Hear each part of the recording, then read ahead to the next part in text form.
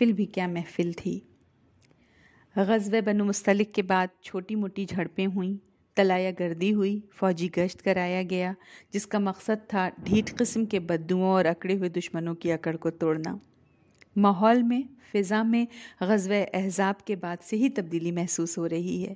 اسلام دشمنوں کے حوصلے ٹوٹتے دکھ رہے ہیں۔ اسلام کا جو کمزور سا پودا تھا وہ اب رفتہ رفتہ طاقت پکڑ رہا ہے۔ مخالفتوں کی آندھیاں بھی تھم رہی ہیں، زور ٹوٹ رہا ہے، دشمن کمزور پڑ رہا ہے، اور ایک تاثر عرب میں پھیلتا جا رہا ہے کہ اب اسلام جو ہے وہ غالب آ کر ہی رہے گا اللہ کے فضل سے۔ جہاں لوگ اسلام کی فوجی طاقت سے مروب ہو رہے تھے، وہاں ان کا اخلاقی رعب بھی مسلمانوں کا لوگوں کو متاثر کر رہا تھا۔ جب ماحول میں سکون چھایا، حملے رکے، اسلام کو پھلنے پھولنے کا موقع ملا، تو صحابہ نے دین کی تبلیغ کے لیے اپنے کو مشغول کر لیا۔ صفہ پر بیٹھ کر درس لیتے، اور درس دینے والا دنیا کا عظیم معلم، اور اس درس کے نتیجے میں مسلمانوں کا جو معاشرہ بن رہا تھا، لوگوں کو اپنی طرف کھینچے جا رہا تھا۔ جو بھی اسلام سے منور ہوتا، آپس میں ایک دوسرے سے بے لوث محبت کی طاقت بن جاتا، اور اس محبت کی طاقت میں اللہ تعالیٰ کی مدد شامل تھی۔ اللہ تعالیٰ نے قرآن میں اس کی گواہی دی ہے۔ اللہ کا بڑا فضل ہے کہ اللہ نے ان کے اندر محبت پیدا کر دی۔ سورۃ انفال میں یہ مضمون آتا ہے، اور نبی اکرم صلی اللہ علیہ وسلم سے فرمایا کہ آپ ساری زمین کی دولت بھی خرچ کر دیتے، ما الفت بین قلوبہم، آپ ان کے دلوں کے درمیان محبت پیدا نہیں کر سکتے تھے۔ یہ تو اللہ ہے جس نے ان کے دل جوڑ دیے۔ تو اللہ تعالیٰ مخلصوں کی ٹیم تیار کرنے میں نبی اکرم صلی اللہ علیہ وسلم کی مدد کر رہے تھے۔ تو ایک مثالی محبت تھی صحابہ میں، آپس میں یہ شیر و شکر رہا کرتے تھے، اور شگفتگی بھی ان کے مزاجوں میں تھی۔ ہر وقت انتہائی سنجیدہ، منہ بھی سورے ہوئے نہیں رہتے تھے، مزاح کا بھی مظاہرہ کیا کرتے تھے، ہنسی مذاق بھی ہوتا تھا۔ ایک واقعہ میں شیئر کر رہی ہوں، مجھے بڑا اچھا لگتا ہے کہ ایک مرتبہ ابو بکر رضی اللہ عنہ اور عمر رضی اللہ عنہ کہیں جا رہے تھے، ان کے بیچ میں علی رضی اللہ عنہ تھے۔ ابو بکر رضی اللہ عنہ، عمر رضی اللہ عنہ دونوں قد میں لمبے تھے بنسبت علی رضی اللہ عنہ کے۔ علی رضی اللہ عنہ کا قد جو تھا تھوڑا چھوٹا تھا ان سے۔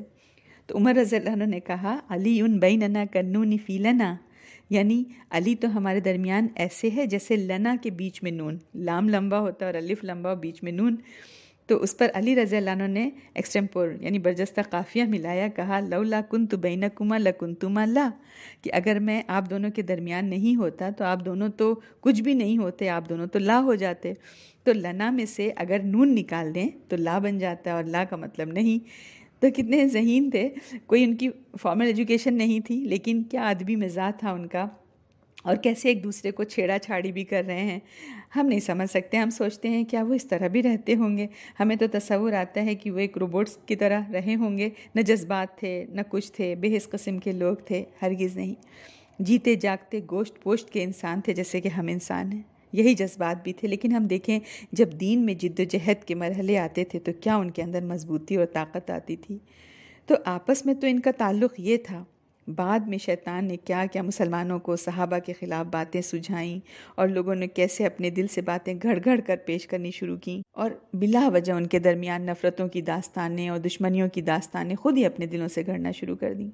محفلیں جمع ہوتی تھیں ان کی، محفلوں میں عام بات چیت ہوتی تھی، گفتگو ہوتی تھی، لوگ اپنی اپنی پسند بیان کرتے تھے۔ نبی اکرم صلی اللہ علیہ وسلم نے فرمایا کہ دل جو ہے وہ قرآن اور حدیث سے تھک جاتے ہیں، تو تم اپنے دلوں کو آرام دے لیا کرو، ساعتن فساعتن، کبھی کبھی دلوں کو بہلا بھی لیا کرو، ہنس بول لیا کرو، جمع ہو جاؤ، کھا پی لو، جیسے گیٹ ٹوگیدر کر لو۔ ہم لوگ جیسے پارٹی کرتے ہیں، ون ڈش کر لیا، پھر تھوڑا سا خوش ہو گئے، پھر قرآن کلاس اسٹارٹ ہو گئی، پھر اب یہ حدیث کی کلاس، پھر سیرہ کی کلاس، پھر بیچ میں کچھ، تو یہ وہی ہے۔ تو ضروری نہیں ہے کہ محفل میں ہم جو ہیں وہ گناہ کی بات شامل ہی ہوتی ہے، نہیں، بہت ہی پاکیزہ طریقے کے ساتھ، انتہائی حلال اور کانشیس طریقے سے بھی محفلیں بیٹھ سکتی ہیں۔ انسان انجوائے کرتا ہے، ہنستا بولتا ہے، بے تکلفی کے ساتھ بیٹھتا ہے، خوش ہو جاتا ہے، تازہ دم ہو جاتا ہے، انرجی آ جاتی ہے۔ تو اس طرح صحابہ کی بھی مجلسیں ہوتی تھیں، لیکن وہ محفل الگ ہی محفل تھی۔ وہ کیا محفل ہوتی ہوگی کہ اللہ کے رسول شمع محفل ہیں، آپ کے جانثار ساتھی آپ کے پاس جمع ہیں، وحی کا نزول بھی ہو جایا کرتا ہے اس محفل میں۔ تو دین اور دنیا کو بیلنس کر کے کیسے چلایا جاتا ہے اس کا نمونہ ہمیں اس محفل میں مل جاتا ہے۔ 1400 سال گزر گئے ان مجلسوں کو، محفلوں کو لگے ہوئے، آج بھی ہم صرف بات کر رہے ہیں تو اس کی مٹھاس اور اس کی چاشنی اور اس کی روشنی کو ہم محسوس کر سکتے ہیں۔ ایک ایسی ہی مجلس جمع ہے آپ صلی اللہ علیہ وسلم بیٹھے ہیں صحابہ کے ساتھ کہ اچانک کوئی باہر کا آتا ہے، آپ کے اخلاق کو دیکھتا ہے، متاثر ہوتا ہے، ایمان لے آتا ہے۔ آئیے اس مجلس میں چلتے ہیں۔ نبی اکرم صلی اللہ علیہ وسلم صبر اور تحمل کا پیکر تھے۔ زید بن ثانہ یہودی تھے۔ انہوں نے اپنی کتاب میں موجود نبی اکرم صلی اللہ علیہ وسلم کی ساری علامات آپ میں دیکھیں۔ صرف 2 علامات ابھی انہوں نے نہیں دیکھی تھیں۔ ایک علامت یہ تھی کہ آپ صلی اللہ علیہ وسلم کا حلم آپ کے غصے پر غالب ہوگا، اور دوسرے یہ کہ اگر کوئی آپ کے ساتھ جہالت کا برتاؤ کرے گا، جتنا زیادہ وہ جہالت کا برتاؤ کرے گا اسی قدر آپ تحمل کا مظاہرہ کریں گے۔ یہ تمام نشانیاں یہودیوں کی کتابوں میں موجود تھیں، تو یہ دونوں نشانی ابھی زید بن ثانہ نے نہیں دیکھی تھی۔ آپ صلی اللہ علیہ وسلم کا امتحان لینے کے لیے زید بن ثانہ نے نبی اکرم صلی اللہ علیہ وسلم سے کچھ خرید و فروخت کیا تھا، اور پھر اپنے مال کا تقاضا کرنے نبی اکرم صلی اللہ علیہ وسلم کے پاس آئے، اور آپ کا کرتا اور چادر کا پلو پکڑ کر کرختگی سے کہا، یعنی بہت روڈلی کہا، اے محمد، میرا قرضہ ادا نہیں کرتے؟ اللہ کی قسم میں تم سب اولاد عبد المطلب کو خوب اچھے سے جانتا ہوں، نہایت برے لوگ۔ عمر رضی اللہ عنہ دیکھ رہے تھے، ان سے برداشت نہیں ہوا۔ انہوں نے ڈانٹا کہ اللہ کے رسول کا ڈر نہ ہوتا تو تیری گردن اڑا دیتا۔ اس واقعے کو زید بن ثانہ خود ہی بیان کر رہے ہیں، کہتے ہیں لیکن نبی اکرم صلی اللہ علیہ وسلم نہایت سکون سے مجھے دیکھ رہے تھے۔ آپ صلی اللہ علیہ وسلم نے فرمایا، عمر، میں اور یہ یعنی زید ایک اور چیز کے زیادہ محتاج تھے، وہ یہ کہ تم مجھے خوبی سے اس کا حق ادا کرنے کو کہتے اور اس کو نصیحت کر دیتے کہ تم احسن طریقے سے مطالبہ کرو، جاؤ اس کو لے جاؤ اور اس کا حق ادا کرو، اور تم نے جو اس کو ڈانٹا ہے اس کے بدلے 20 سا تقریباً 2 من بنتے ہیں، تو 20 سا کھجوریں اس کے مطالبے سے زیادہ دینا۔ یہ دونوں علامات جس کی انہیں تلاش تھی نظر آ گئیں، اور زید بن ثانہ ایمان لے آئے۔ نبی اکرم صلی اللہ علیہ وسلم اپنے مینرزم سے بھی ٹریننگ دے رہے تھے۔ آپ صلی اللہ علیہ وسلم خوش اخلاق تھے۔ صحابہ فرماتے ہیں، ہم نے آپ سے زیادہ مسکرانے والا کسی کو نہیں دیکھا۔ کسی کا قول ہے کہ مومن کا دل فکر مند ہوتا ہے، اس کا چہرہ مسکراتا رہتا ہے۔ تو اپنے اندر کی فکروں کو اپنے اوپر اس طرح مسلط نہیں کرنا کہ انسان ہر وقت پریشان اور مضطرب نظر آئے۔ یہ چیز بھی لوگوں کو گھبرا دیتی ہے نا، ہر وقت منہ لٹکا ہوا ہے، منہ بسورے بیٹھے ہیں، شکل پر ہر وقت فکر مندی چھائی ہوئی ہے۔ نبی اکرم صلی اللہ علیہ وسلم کا ہرگز ایسا طریقہ نہیں تھا۔ آپ صلی اللہ علیہ وسلم ہمیشہ مسکراتے رہتے تھے، چہرے پر آپ کے فریشنس رہتی تھی، بشاشت رہتی تھی۔ آپ صلی اللہ علیہ وسلم چیئرفل رہتے تھے۔ ایک ہوتا ہے ٹھٹھا مارنا اور چیئرفل رہنا، اس میں فرق ہے۔ چیئرفل رہنا یہ اچھی چیز ہے۔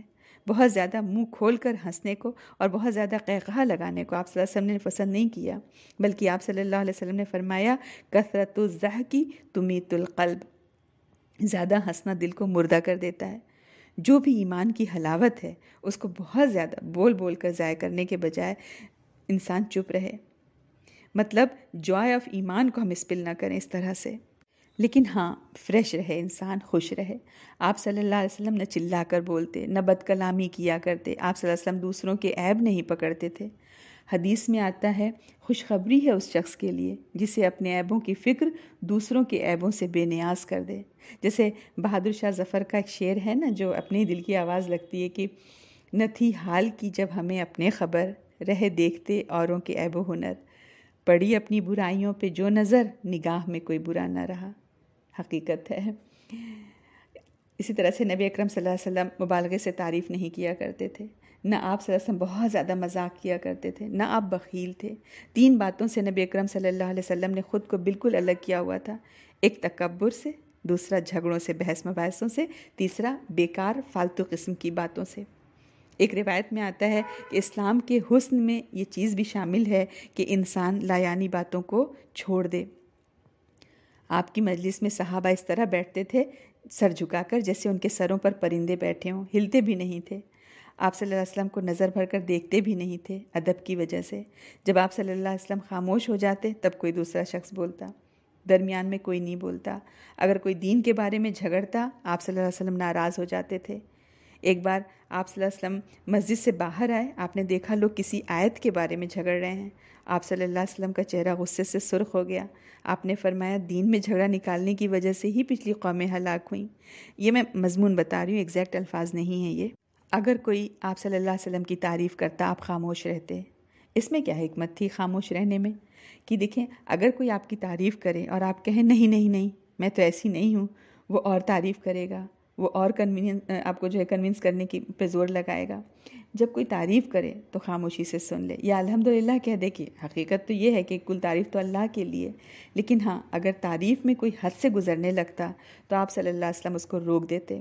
آپ صلی اللہ علیہ وسلم نے فرمایا میری تعریف میں مبالغہ نہ کرو جیسا نصارہ نے عیسیٰ کی تعریف میں مبالغہ کیا۔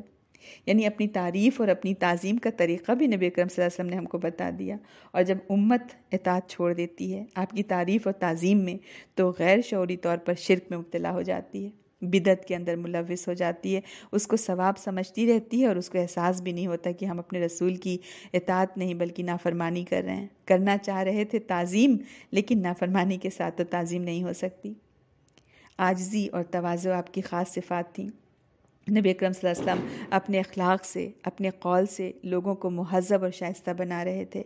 مدینہ میں دیکھیں جو مواخات کرائی تھی نبی اکرم صلی اللہ علیہ وسلم نے، بھائی چارہ کرایا تھا، انصار و مہاجر میں دوستی کرا دی تھی، اس کی مثال کہیں اور نہیں ملتی۔ مواخات کی صحیح تصویر دکھتی ہے، یعنی بھائی بھائی بننا کیا ہے، اس کی صحیح تصویر دکھتی ہے اس چہل قدمی میں کہ کسی کے گھر ہانڈی چڑھی ہے اور مہمان کسی دوسرے کے گھر پہ آ گئے، وہ آیا اور ہانڈی اٹھائے لیے جا رہا ہے کہ میرے یہاں مہمان آ گئے ہیں نا، یعنی انڈرسٹوڈ ہے تو اب یہ تو وہیں کھانا جائے گا۔ کسی کے پاس گنتی بھر کھجور ہے، وہ ڈھونڈ رہا ہے کسی ساتھی کو کوئی ملے تب نہ میں مل بانٹ کر کے کھاؤں۔ اسی طرح سے جنگ ہو رہی ہے، حملے ہو رہے ہیں، لوگ مرے جا رہے ہیں پیاس سے، اور عطش کی آواز جو ہے کان میں آ رہی ہے، اور پیالہ اپنے بھائی کو بڑھا رہے ہیں، خود پیاس سے جاں بحق ہو رہے ہیں۔ نبی اکرم صلی اللہ علیہ وسلم نے اپنے شاگردوں کو ایسی تعلیم دی، ان میں محبت سرایت کر گئی، ان کی فطری اچھائیوں کو پالش کیا، ان کی اچھائیاں نکھر گئیں، برائیاں چھٹ گئیں، اور انہوں نے جیسے عزم کر لیا ہو کہ ان اچھائیوں کو ہم پھیلائیں گے، برائیوں کو ہم مٹائیں گے، امر بالمعروف اور نہی عن المنکر کا فریضہ انجام دیں گے، زندگی میں بھی اور زندگی کے بعد بھی اپنے اعمال سے۔ والسلام علیکم ورحمۃ اللہ۔ محفل بھی کیا محفل